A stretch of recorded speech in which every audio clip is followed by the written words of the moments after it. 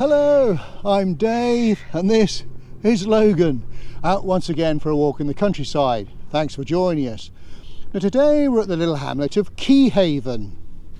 It's about 2 miles east of Milford-on-Sea and a few miles south of Lymington, just inside the New Forest National Park right on the coast. And we're going to be doing a circular route, slightly different to our normal walks. First we'll be taking a ferry across the sea to Hurst Castle and having an exploration around there, and then we'll be walking back along the Hurst Spit to return to Keyhaven. So we're only actually going to be doing about 2 miles of walking. Now I'm filming at the end of July. It's quite a windy day, but a little bit of sun about. Should be perfect conditions for a walk, so do come along with us. Well, I've parked my car at a car park in Keyhaven itself. It's quite a small hamlet. Originally started off life as a fishing port. These days tourism and sailing are the main industries.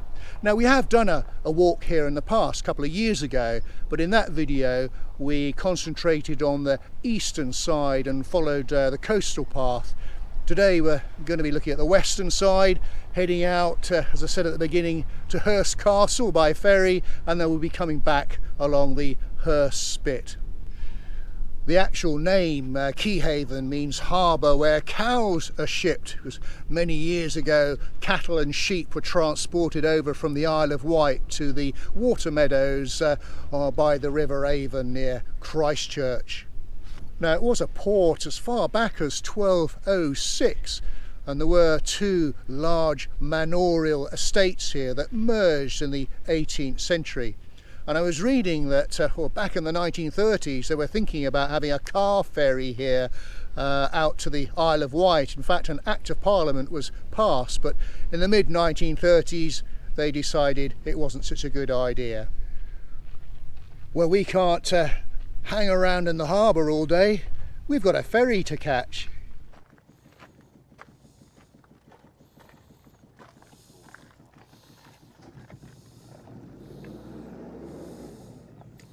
Just go down through this. On the blue one?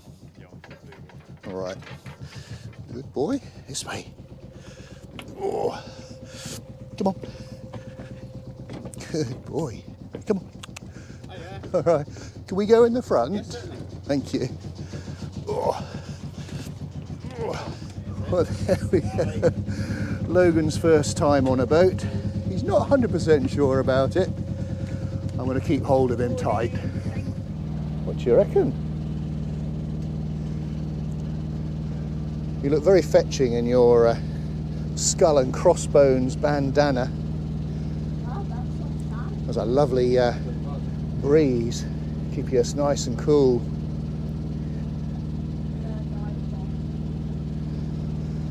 Oh, it's a bit different. I don't think we're going to see many squirrels out here.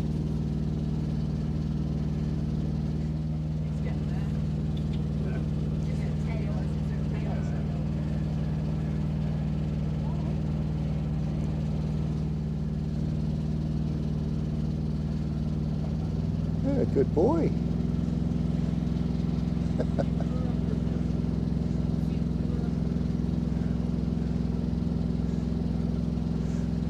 Surprising how many yachts are here. I didn't realise how popular and busy this was.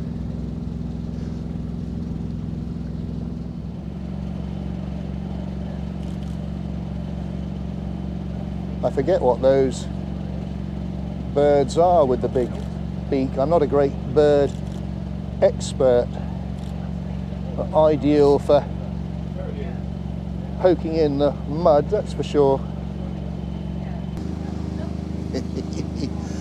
You're getting brave now, aren't you? Standing on your own.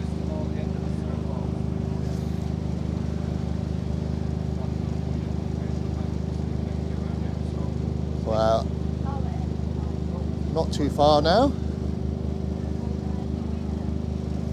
Oh, look at that. That cormorant taking off. Don't chase it.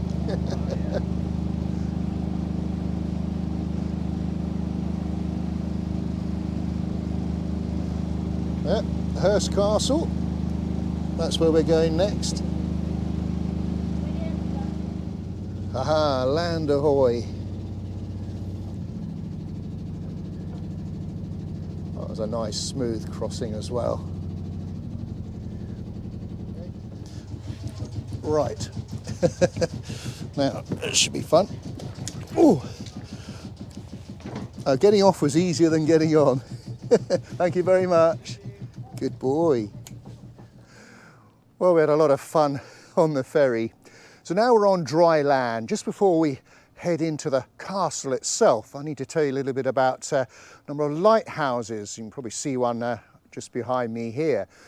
Now, there have been lighthouses on the Spit for many years. I think the first one was built in 1786 and another one was built in 1812, and both of those are long since gone. But in the 1860s, a lower lighthouse was built into the side of the wall of the castle, just to my right. And in 1911, a metal lighthouse was built just to the side of the old lower lighthouse. Apparently the shifting sandbanks had left the low light out of line with a channel. You can see the new metal one is actually on sort of joists, really, to allow it to move, basically to make allowance for any adjustment for any future changes. But neither of those two lighthouses work anymore. But the one remaining lighthouse that still works is the higher lighthouse that was built in 1867. It was automated in 1923 and it's 85 foot high. Well, right next to the lighthouse is this rectangular building. Now, in 1923, the lighthouse lamp was actually powered by acetylene gas, and this building still houses the acetylene producer plant. Apparently it generated gas using rainwater and calcium carbide, but it was decommissioned in 1968.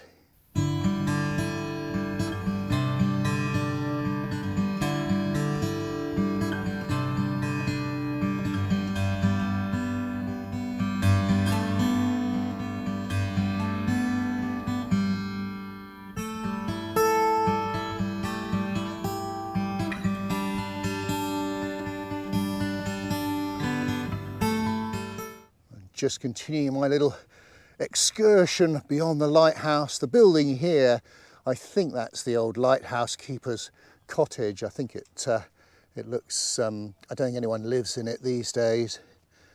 And then just around, this is right on the edge of the Spit. And somewhere out here, there are some foundations of an old pub, believe it or not.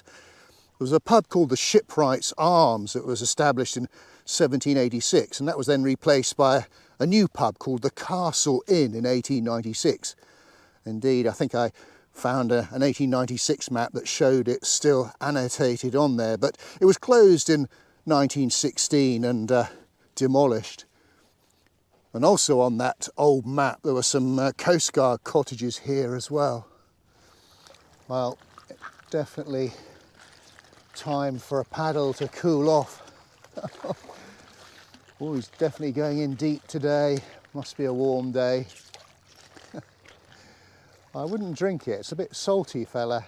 I have got plenty of fresh water for you, though. Is that good in there?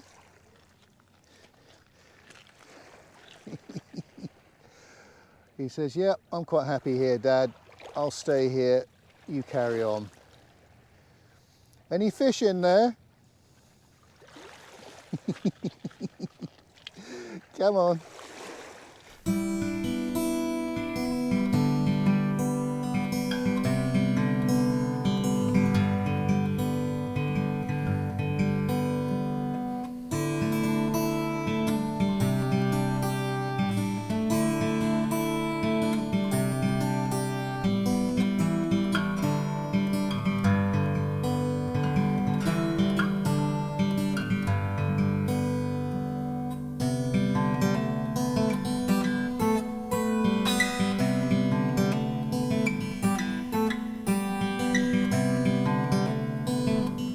Okay, well that's the story about the lighthouses.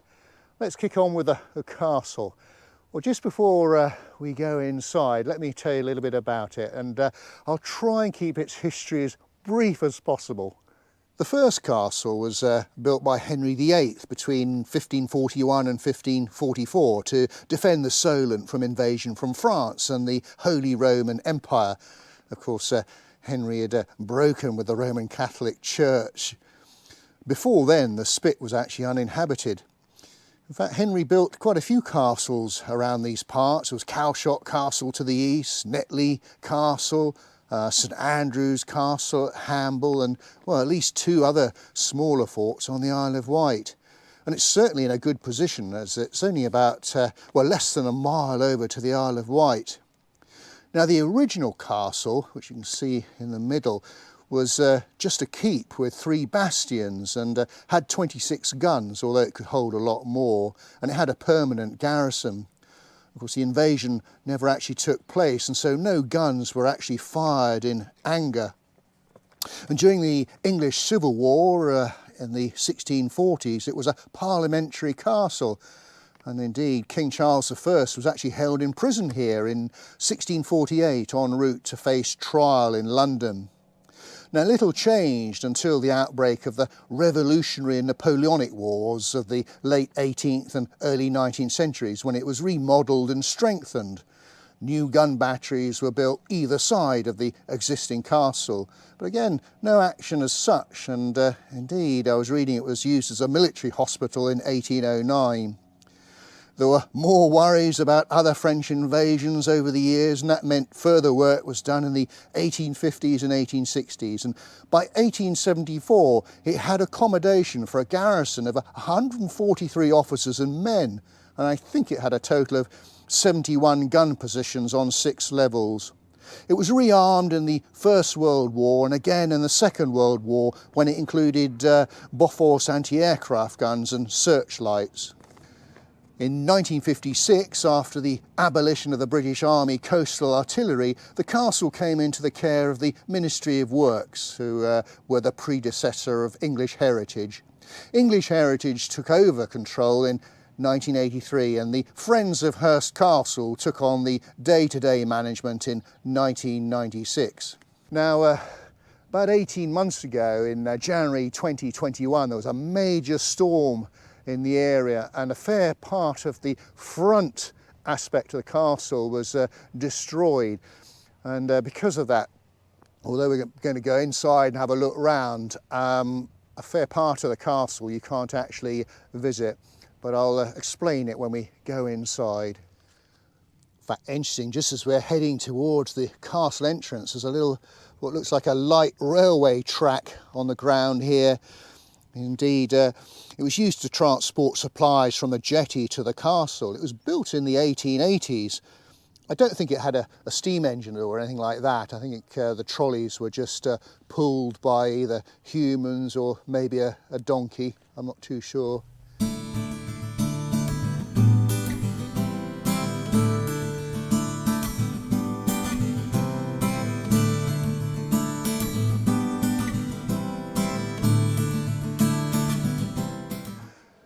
Okay, we are now in the castle. Let's see what we can see. So this is obviously, I'm guessing, Second World War, a Bofors gun. And wow, now it's quite dark. I don't know if this is going to show up. Reading the information board, this is a 38-ton gun. And that is a big baby. I mean, gosh, look at the ramrods at the top. They're huge. And then it looks as though it's on some sort of trolley system to move it into position. And the shells over in the corner. Incredible. There's the barracks for 4 men. And it looks like we're just about to enter the old part of the castle, because this is clearly a Tudor style entrance, isn't it?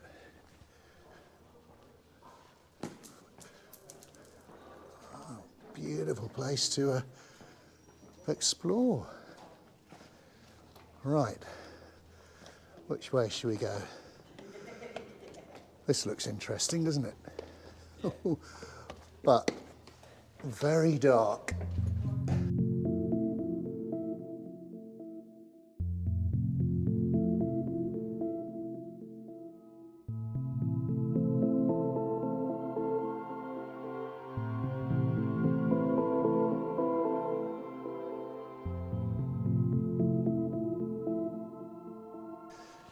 Up we go.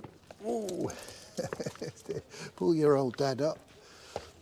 Oh, keep going, keep going. Oh, oh, more investigating. Oh, there's certainly loads of information boards, again giving the history of the place and how it was all defended and what have you. Looking up at the ceilings here.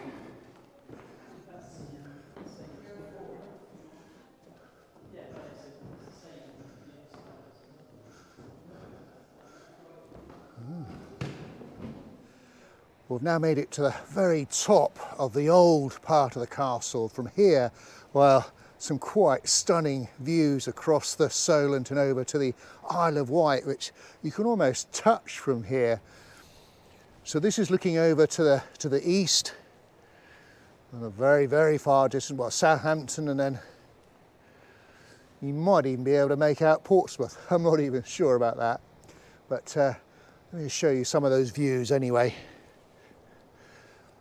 Let's say the sea is looking quite glorious today in the sunshine, quite calm, quite a few yachts out making good use of the breeze. So just down in front of me here is the say the eastern part of the well, the relatively modern part of the fort. I don't think we can go into there because that's where all the damage is basically on the other side of that large wall there. And just panning around further, obviously we've got the lighthouse, and then there's Keyhaven, our original starting point. And this is looking over to the, well, on the western side from the top of the old part of the fort. And yeah, Needles in the far distance at the edge of the Isle of Wight, looking quite clear today.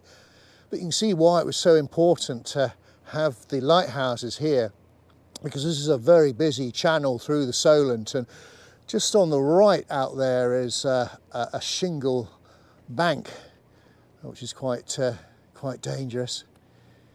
And then just panning around, this is obviously the western side of the fort, with the older lighthouses, the original small stone one, and then the metal one alongside.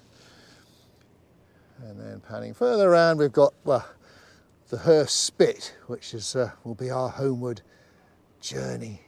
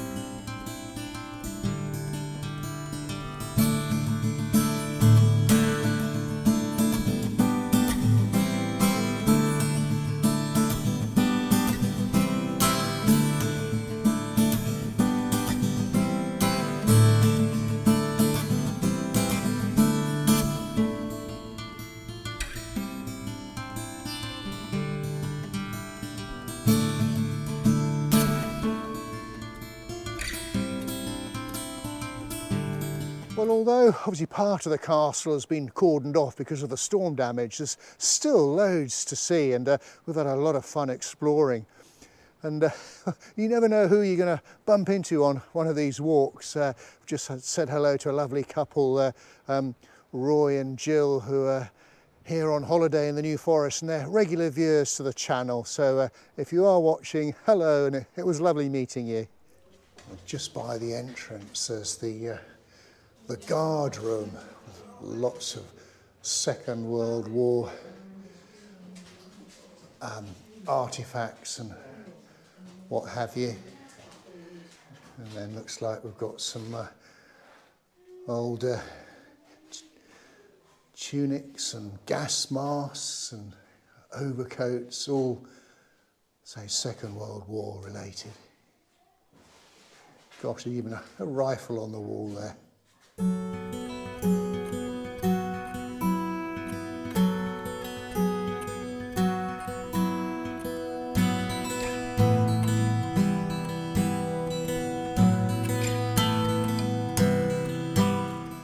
Well, we thoroughly enjoyed our exploration of Hurst Castle. We've just had a cup of tea at the cafe there. So we're going to say goodbye to the castle, and if I just pan the camera around slightly, just behind me here is the Hurst Spit, which is our homeward journey. Still another 1.5, 2 miles to go to get back to the car though.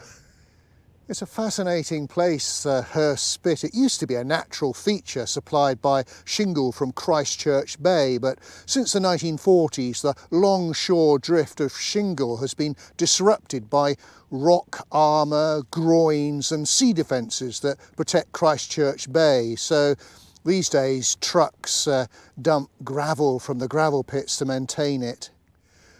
And in fact, we're on part of the Solent Way, which is the 60-mile long distance path that starts from Milford-on-Sea, just over to the west of me here, and it goes all the way to Emsworth on the Hampshire-West Sussex border.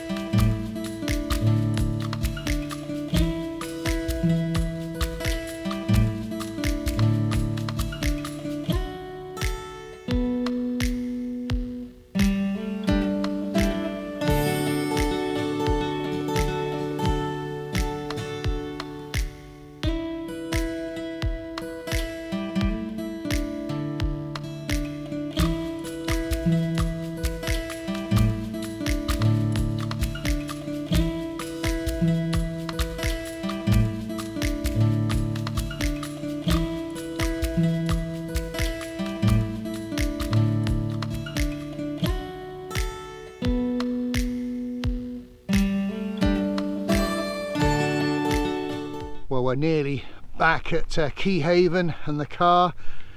Just seeing a sign there just reminds us we are still in the New Forest National Park. It's weird how the boundary just manages to get Keyhaven in. It doesn't include Lymington. And then one final look back across, and there's the castle in the far distance, and of course the spit that we've just come back on. Well folks, we've made it to the end of Hurst Spit, not too far back to the car, and the end of our walk. We hope you enjoyed it. If you did, please do give us a thumbs up and a like, and do leave a comment, and do check out our Facebook page, Dave's Countryside Walks. Also a big thank you to anybody who subscribed to the channel. We've just passed 2,500 subscribers, which is great. So as we I leave you here with the sound of crashing waves against the beach, we're off to the Gun Inn for a light ale. So until we meet again, thanks for watching, and cheerio. Well, a trip to the seaside wouldn't be complete without a Mr. Whippy. Well, Thank you very much. Ooh.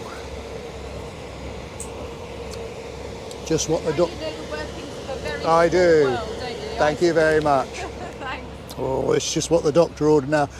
I know what you're like with ice creams.